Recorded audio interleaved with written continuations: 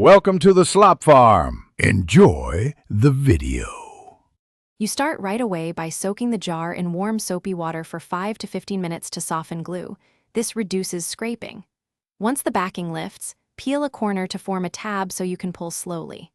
Make sure to have oil, baking soda, and a rag at hand because you'll switch methods fast.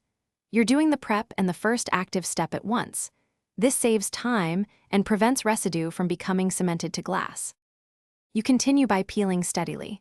Pull at a low angle to avoid tearing and to lift adhesive cleanly. If it breaks, use a plastic scraper or credit card to shave off layers.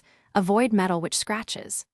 Once most vinyl is off, apply oil or a baking soda paste to the remaining tacky film and rub with cloth. The oil cuts glue, baking soda provides gentle abrasion. If the adhesive resists, heat briefly with a hairdryer to soften it, then wipe away. You finish by washing the jar in hot, soapy water to remove oil and leftover bits. Rinse and dry thoroughly so no film remains. Once done, use rubbing alcohol on a cloth for any persistent tackiness because it evaporates cleanly. Make sure to inspect the rim and threads. Sticky traces can trap dirt.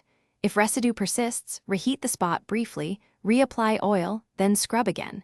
This troubleshooting step breaks the last bonds without damaging glass, saving the jar for reuse.